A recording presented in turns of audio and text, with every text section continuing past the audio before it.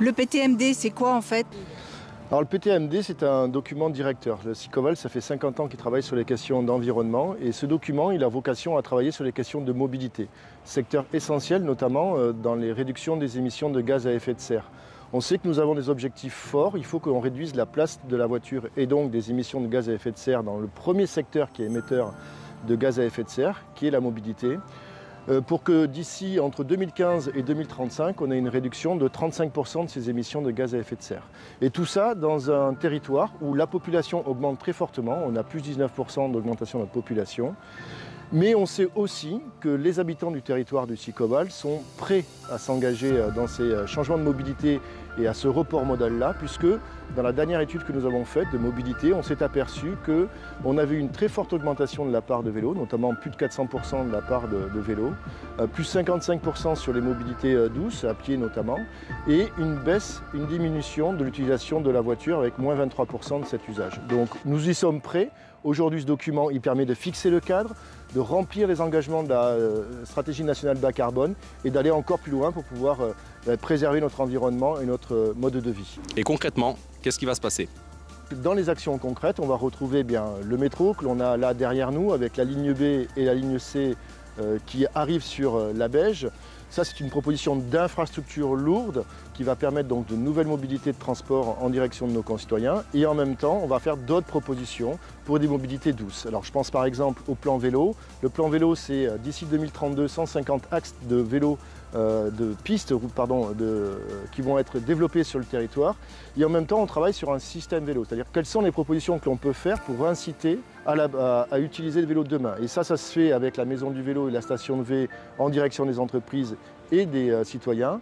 Mais c'est aussi la proposition de vélo libre-service sur le territoire de Ramonville et de la Beige à partir de 2025. Et puis ce sont encore d'autres projets d'infrastructure. On pense bien entendu à GPSO, mais on pense aussi au service express régional, aux nouvelles mobilités qui sont liées aux transports urbains qui sont faits par la région. Et puis on a aussi d'autres projets, les pôles multimodaux d'échange, comme il va y avoir à la Beige, ou le pôle multimodal de Montgiscard, ou encore un pôle multimodal qu'on envisage sur l'autoroute A61, là encore pour favoriser les transports en commun ou de nouvelles mobilités par rapport à la voiture. Qu'est-ce que ça change pour nous? L'idée ici est de faire en sorte que le temps qui est passé par nos concitoyens actuellement dans les bouchons dans l'agglomération toulousaine, qui est une agglomération extrêmement dynamique, qui reçoit beaucoup de population et donc a beaucoup plus de voitures chaque année, d'arriver à faire en sorte que ce temps-là passé, qui est du temps perdu, il puisse être dans un mode de transport efficace qui nous permet de gagner du temps, donc un gain de temps, une meilleure accessibilité. Et pour ça, il y a différentes modalités. L'idée étant d'arriver à ce rapport important. Aujourd'hui, on utilise à peu près 60% à 60% la voiture pour nos déplacements du quotidien et d'arriver à 45% à l'échéance du plan territorial des mobilités décarbonées.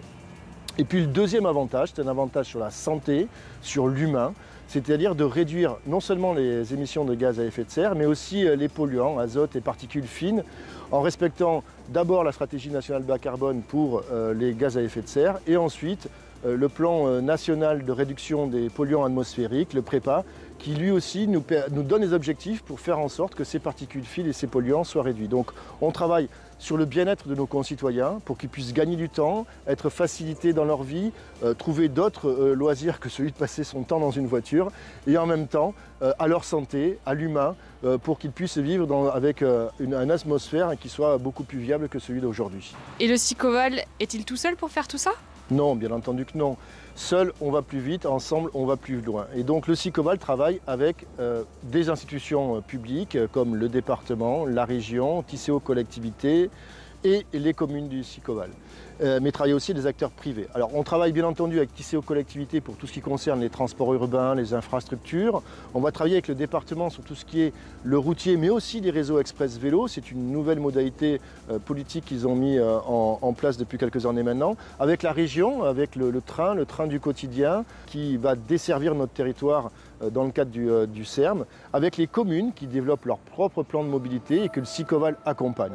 Et puis on travaille aussi avec les acteurs privés, les entreprises, notamment parce qu'on les aide à concevoir leur plan de mobilité d'entreprise de façon à faire en sorte que leurs salariés puissent trouver des modes de transport ou des nouvelles mobilités pour aller à leur travail. Et puis enfin, dernier acteur, les acteurs du territoire, c'est-à-dire les citoyens, les associations, qui au travers de la communauté des modes actifs notamment, travaillent avec le SICOVAL pour arriver à faire en sorte de mettre en œuvre ce plan, développer des actions nouvelles et le tissu associatif très important sur l'agglomération toulousaine qui est un vrai soutien et qui nous permet d'arriver à avoir un plan qui puisse être efficace, concret pour le bien de nos concitoyens.